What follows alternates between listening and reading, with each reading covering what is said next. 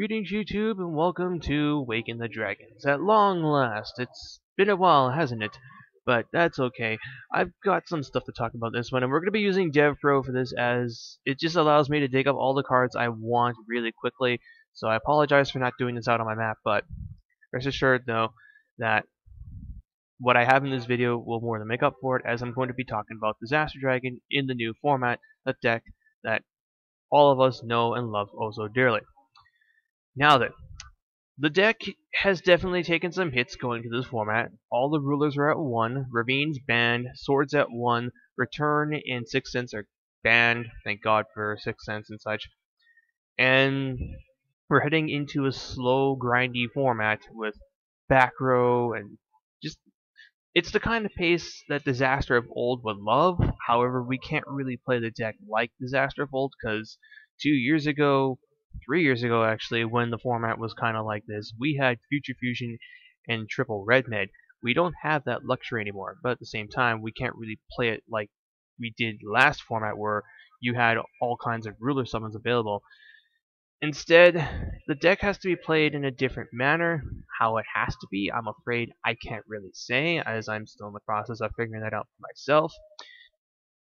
It really is going to come down to the player with the deck trying to find the way to make it run as they like it.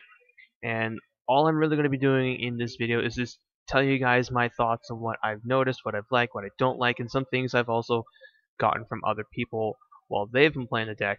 I'm not going to divulge everything as I promised not to, but I did get permission to at least talk about certain monsters, certain spells, and certain traps that can be used, and pros and cons of certain cards. So let's just get into the nitty gritty. So what we have here is my current profile of the deck, how I'll be running at this time. It's still not finalized though. I want to get it down to 40 just because I hate going over 40 cards. And as you can tell, I am running Red Med, Yamada, the rulers, and I'll just say this right now. Yes, the rulers are in here. They're the 4 best cards available in the game, and this is a deck that can support them. I would be crazy not to run them. So I'm sorry to the people who do not like Dragon Rulers, but you're going to be seeing them in disaster builds from here on out, as they are what allow the deck to keep going while we still only have 1 Red Med and no Fufu to work with. That being said, those are all for the big dragons. Other big dragons that can be considered for the deck that always come up whenever a new format starts are things like White Knight, Tyrant, Black Horus, Tiger, Lad, and Yamada. Of these guys, though, we ultimately end up going down to just 2, and that's Lad and Yamada, and right now I don't feel Lad is good.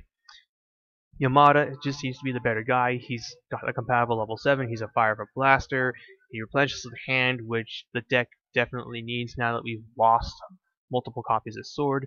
Other draw power includes Upstart and Paw Duality. I'm liking Upstart more because we do special more frequently than we did in the past.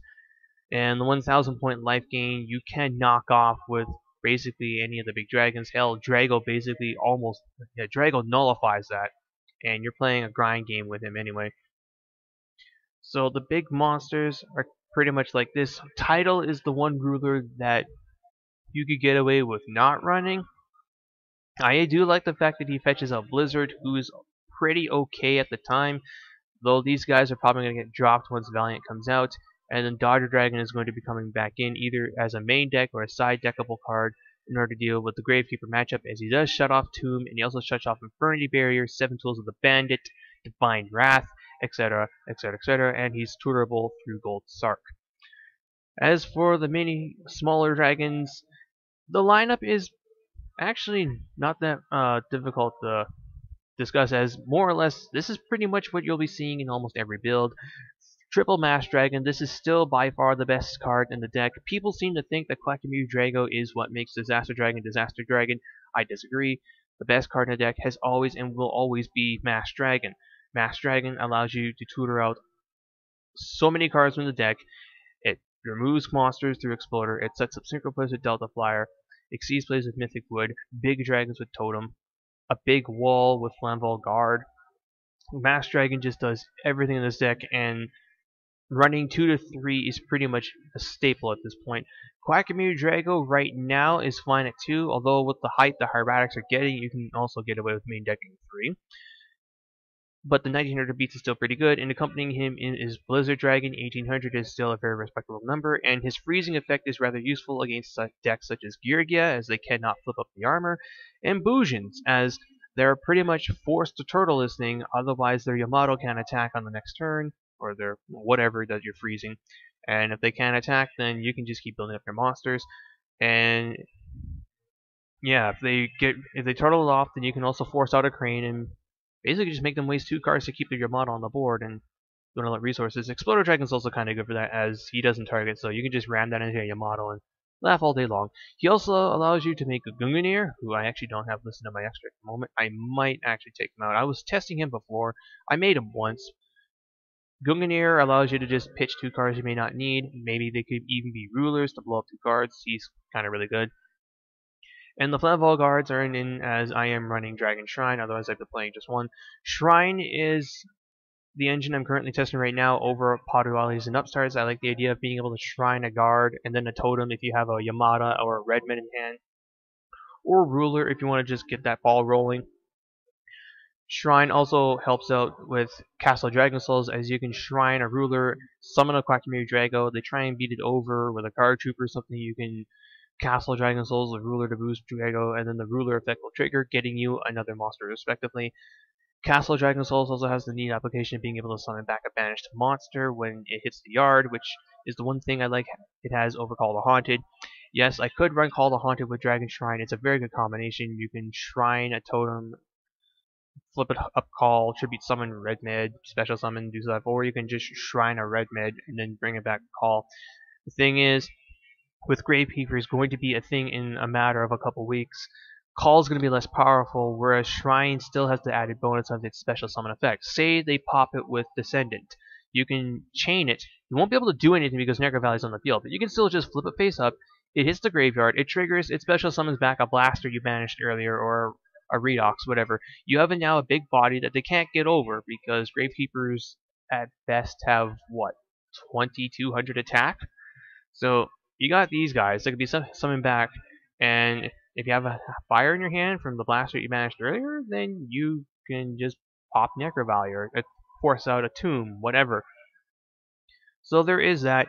DDR is in because of the additional banishing. This is something that Richard Clark mentioned that I liked. I was playing with a one-off copy at first. It did put in work when I saw it, so I've now upped it to 2. I like the ideas of what you can do with DDR and Castle Dragon Souls and Gold Sarcophagus all just working in tandem. Allows you to even do things like banish Redmid for a Ruler, then pitch for DDR, bring it back. Oh, the monster you pitched was a Quackmere Drago. Okay, special summon it. And now you've got Redmid, Blaster, Drago, and they can't Gores or Fader you. Awesome. Very Ultimate Information is also in, as it allows you to reuse your banished rulers. Gold Sark is obvious. Fiendish Chain is awesome. And Burst Breath is in because it's non-targeting, mass removal, and it's chainable, which is the one thing it has over Force Imprisoned. I would even consider playing this at 2.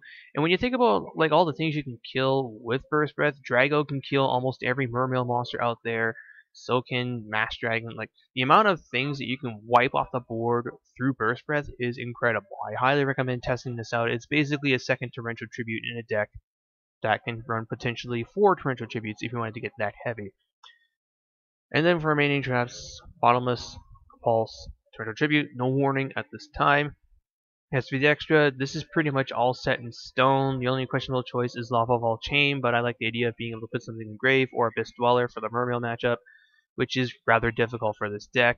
Trident is in as you can make it rather easily. You can pop a Castle of Dragon Souls and attack for 6k plus whatever you summon back.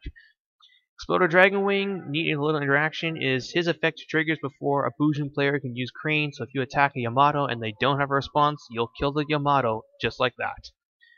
And then there's Orient Dragon Order to kill things like Stardust, Stardust Spark, Star Eater, and whatnot.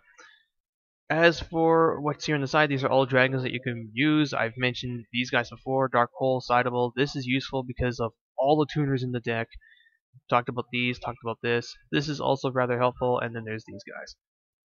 So that's really all I can talk about for Disaster heading into the new format. Again, Legacy of Valiant is coming out, and with that set's release, we're probably going to have to adjust our game again. And I'm not sure if I'm going to want to keep Tidal in the build. And in fact, I might take him in the Blizzard Dragons out, which gives me room for Dodger Dragons, another Burst Breath, the third Quackimiri Drago. But at the time, you can run all four. If you decide not to run all four, at least these guys. And that's just but one of the ways you can play it. As far as what I was running before with the Mythics, this format just really is not great for them. Mythic Tree's good, Mythic Water not so much. I would just avoid running him. Felgrand is great. Heliopolis, Tachyon, and Primal Dragon, they're all good. But at this time, they're just not good for Disaster. So ultimately, I would just run the Mythic Wood Dragon. You can still have him copy a title and make one of the rank 7s. Like, these things are still some of the best cards in the game.